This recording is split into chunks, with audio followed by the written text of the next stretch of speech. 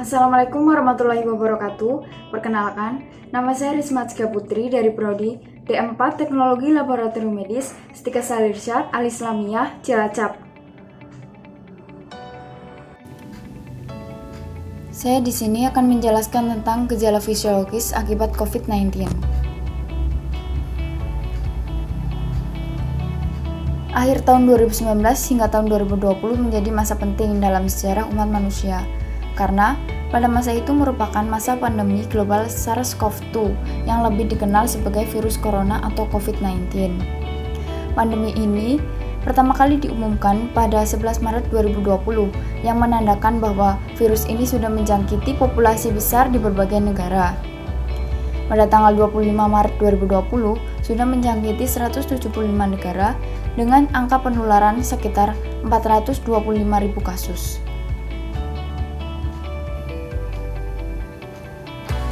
SARS-CoV-2 ini merupakan virus yang dapat ditularkan antara hewan dengan manusia atau disebut dengan zoonosis. Berdasarkan bukti ilmiah, penularan dari manusia ke manusia, COVID-19 dapat melalui droplet atau percikan batuk, bersin, dan orang yang paling beresiko tertular penyakit ini adalah orang yang kontak erat dengan pasien COVID-19, termasuk yang merawat.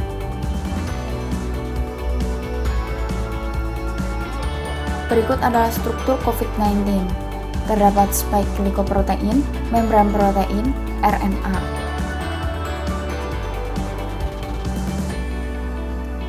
Coronavirus merupakan virus RNA strain tunggal positif berkapsul dan tidak bersegmen.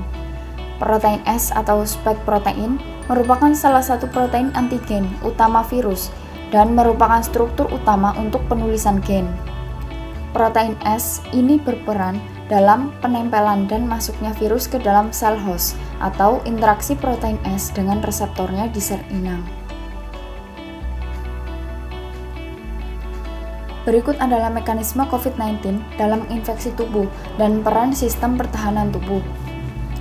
Apabila virus corona masuk ke dalam tubuh, maka akan menginfeksi epitel pernafasan, yang akan mengakibatkan produksi lendir dan peningkatan permeabilitas kapiler, sehingga menyebabkan pneumonia. Sedangkan proses sistem pertahanan tubuh terjadi apabila virus corona masuk ke dalam tubuh, akan terjadi gangguan aktivitas makrofag, neutrofil, natural killer cell, sehingga mengganggu perlawanan terhadap antigen, yang mengakibatkan sistem kekebalan tubuh menjadi tidak teratur.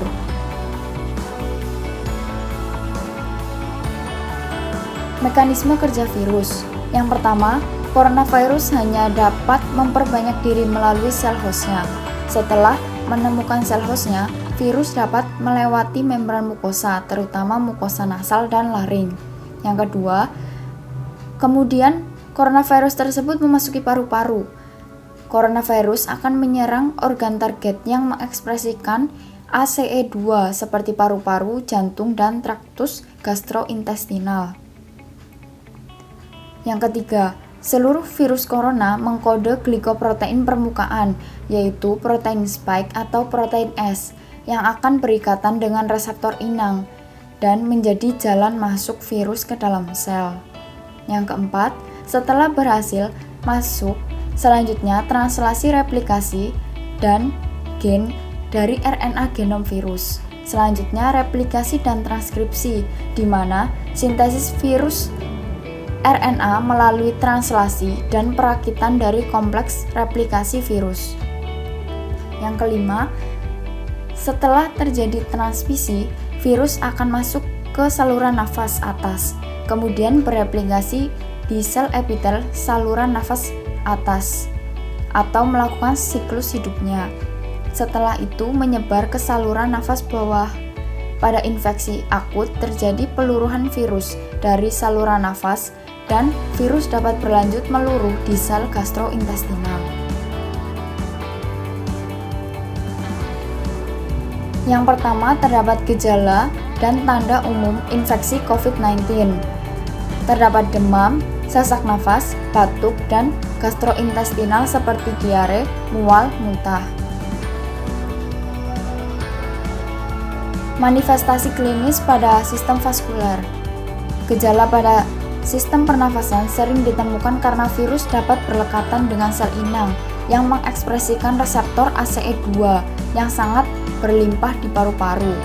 ACE2 adalah enzim yang menempel pada permukaan luar sel-sel di beberapa organ seperti paru-paru, arteri, ginjal, dan usus.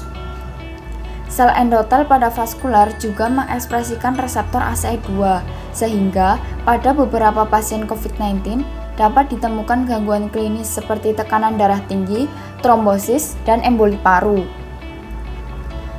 Yang ketiga, manifestasi klinis pada sistem gastrointestinal. Gangguan gastrointestinal yang paling umum ditemukan pada pasien COVID-19 adalah mual atau muntah dan diare. SARS-CoV-2 dapat menyebabkan infeksi pada sistem pencernaan karena pelepasan virus di usus lebih banyak dan bertahan lebih lama daripada saluran pernafasan. SARS-CoV-2 juga bereplikasi di usus halus sehingga RNA virus terdeteksi pada sampel tinja pasien. Yang keempat, manifestasi klinis pada sistem penciuman. Strain coronavirus sebelumnya telah terbukti menyerang sistem saraf pusat melalui neuroepitelium penciuman, kemudian menyebar di seluruh sistem penciuman.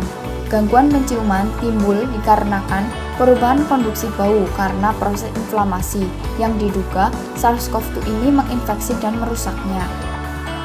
Yang kelima, manifestasi klinis pada sistem kardiovaskuler. Meskipun manifestasi klinis COVID-19 didominasi oleh gejala pernafasan, beberapa pasien memiliki kerusakan kardiovaskuler yang berat, sehingga memahami kerusakan yang disebabkan oleh SARS-CoV-2 pada sistem kardiovaskuler dan mekanisme yang didasari adalah yang paling penting, sehingga pengobatan pasien ini dapat tepat waktu dan efektif, sehingga mortalitas dapat berkurang. Penyakitnya seperti jantung koroner, gagal jantung, dan stroke.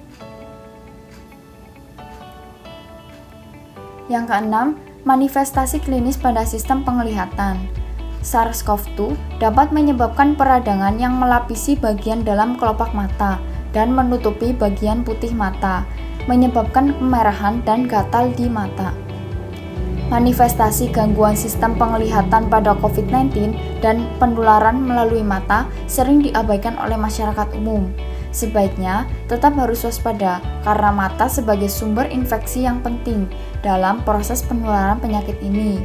Permukaan mata juga dapat menjadi host tropisme pada infeksi coronavirus yang serupa dengan saluran pernafasan.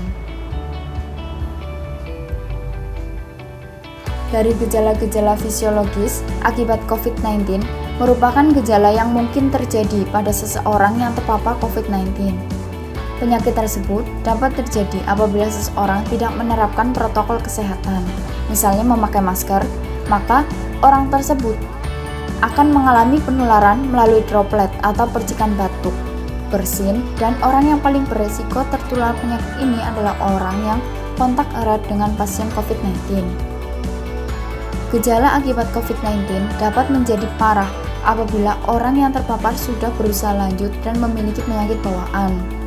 Maka dari itu, terdapat kebijakan dari pemerintah untuk mematuhi protokol kesehatan berupa memakai masker, menjaga jarak, rajin mencuci tangan, menghindari kerumunan, dan mengurangi mobilitas untuk memutus rantai penyebaran virus corona.